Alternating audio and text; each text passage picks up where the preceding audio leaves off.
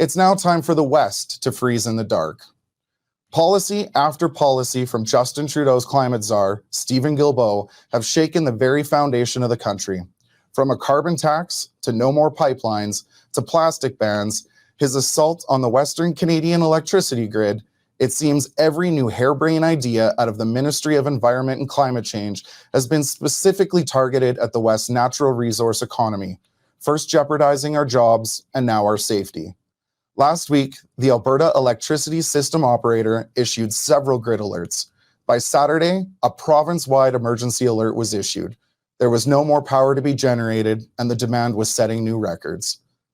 Alberta responded, as Albertans always do in emergency, and immediately cut their usage, saving the AESO from implementing rolling blackouts across the province on one of the coldest days in Alberta recorded history. While I was sitting around some candlelight with my friends on Saturday evening, I couldn't help but wonder, how did the province with the world's third largest oil and gas reserves get here? And if you check my Twitter, that's not exactly what I said. Well, the answer is complicated, but the bottom line's this. We have allowed ideology to override reality. Unpopular opinion, climate change is real. I know. The reality is the planet's getting warmer. We can debate how much humans are the cause of this, and some will tell you it's only our fault, and others will tell you it's the sun, continental drift, and a myriad of other reasons. But here's the point.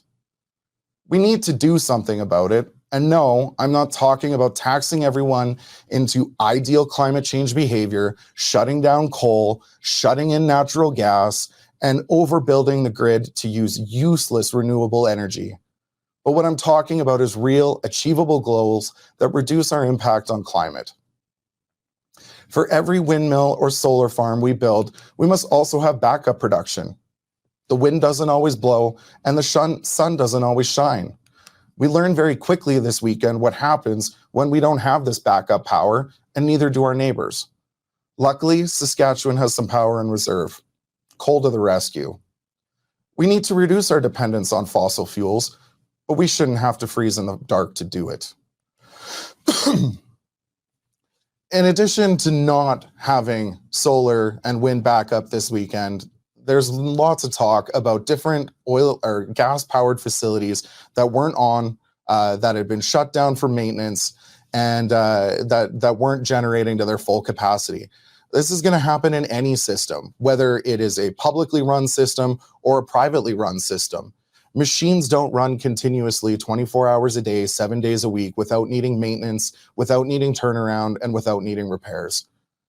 Yes, the province does need to investigate why we had so much power offline, but we also need to come up with common sense solutions that make sure every Albertan has power, has heat, and has the ability to live in a -40 degree situation.